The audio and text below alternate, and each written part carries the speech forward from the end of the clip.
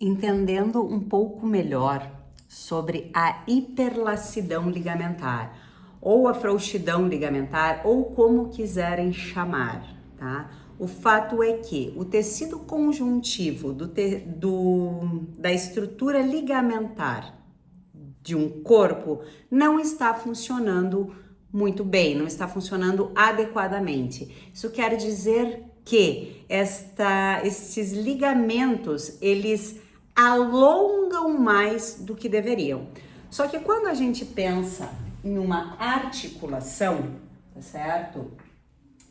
Quem é que vai dar estrutura e firmeza para esta articulação, para que ela movimente dentro de uma amplitude de movimento e os ossos eles não se desencontrem? Então, nós temos basicamente 3 estruturas que fazem essa função.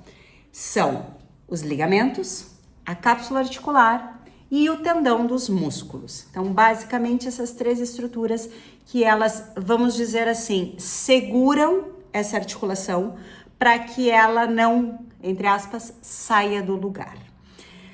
Se nós temos um indivíduo, uma pessoa, que tem uma deficiência do tecido conjuntivo dentro desse tecido ligamentar, essa articulação ela tende a se deslocar numa amplitude maior do que seria o habitual, do que seria considerado uma amplitude de movimento mediana daquela articulação, tá certo?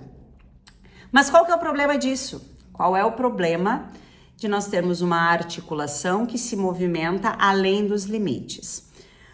Um dos problemas é o risco de subluxações e luxações que podem acontecer nessa articulação, ou nessas articulações quando a gente fala de um indivíduo que tem um problema sistêmico, tá? Que é a hiperlacidão ligamentar. Ela é sistêmica, ela acomete várias articulações do corpo, tá?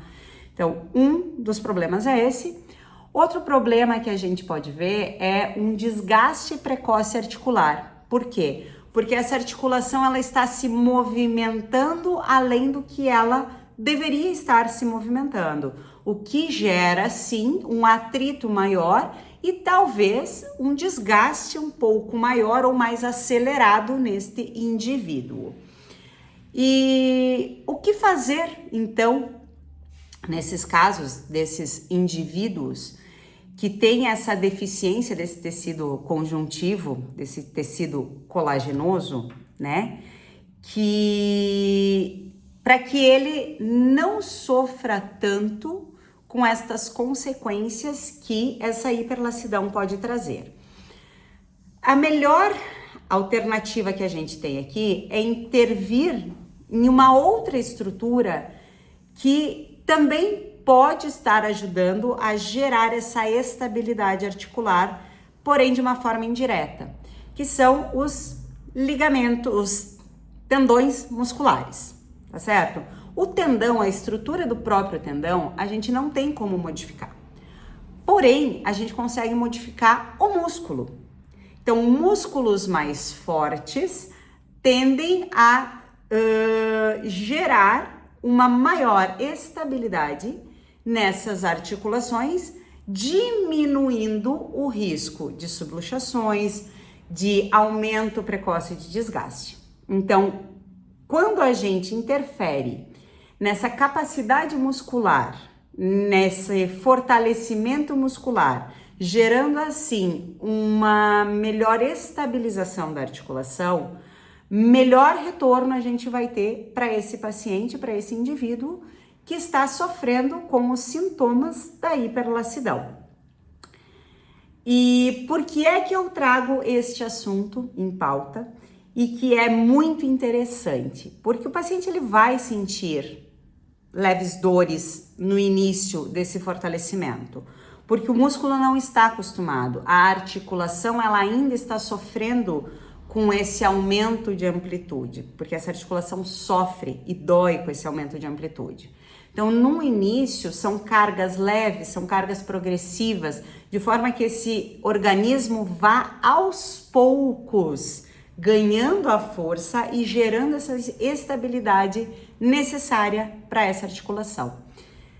E aqui vai um ponto que eu acho muito legal trazer, que por que eu sou fascinada por esse assunto e que eu gosto muito. Porque aqui quem vos fala é uma hiperlácida, tá? E como eu costumo brincar, né?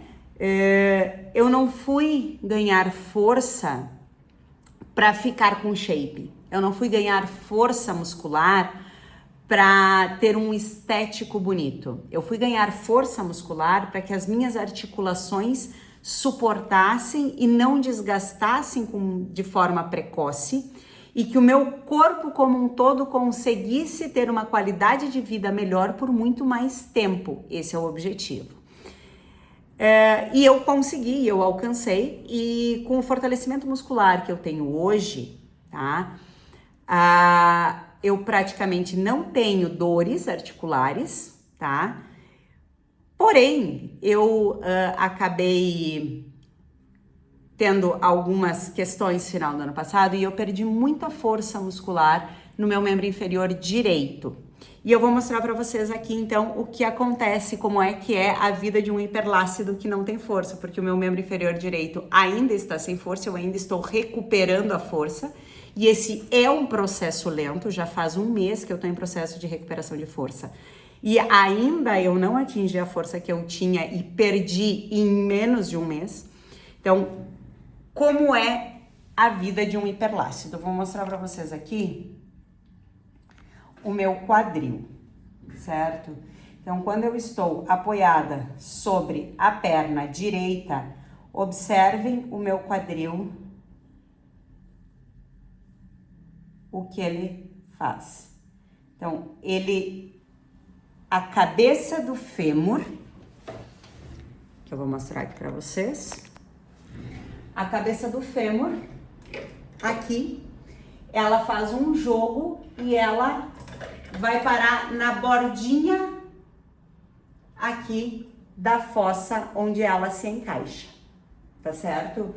Então, vou mostrar mais de pertinho aqui o que acontece. O que vocês viram ali por cima da roupa, nada mais é do que a cabeça do fêmur aqui, ó, tá? Ela sai, ela se desloca para trás, vindo parar aqui na bordinha da fossa, aonde essa articulação se encaixa.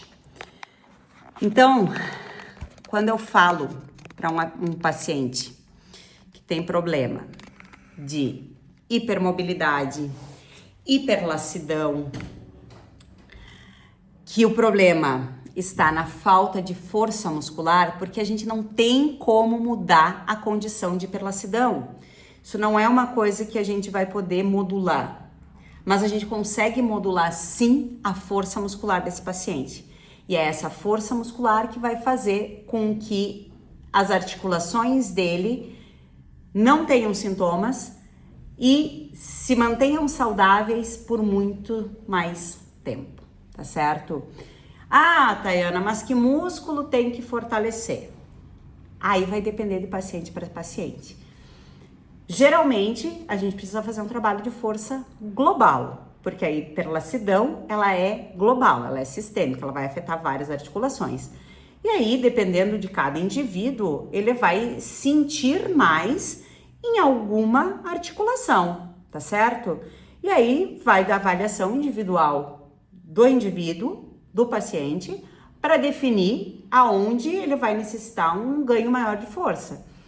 E altos e baixos vão existir. Então, daqui a pouco, esse paciente ele vai ter algum problema, que ele vai perder um pouco de força em algum ponto, vai precisar recuperar. É tudo um equilíbrio que precisa acontecer. E como não podia deixar de ser, eu preciso dizer que esse ganho de força, ele precisa ser para sempre. Tá? Acabei de falar para vocês que eu tive um problema final do ano passado e que em um mês, menos de um mês, eu perdi muita força muscular no membro inferior direito. Então, são anos treinando para em menos de um mês ter perda de força, que agora precisa ser recuperada. Então, é um processo longo, contínuo e para toda a vida, tá certo? Espero ter ajudado aqui você que talvez tenha a hiperlacidão, você que talvez tenha um paciente que tenha hiperlacidão ou um aluno, tá certo? Então, fica aqui o meu beijo e bora lá!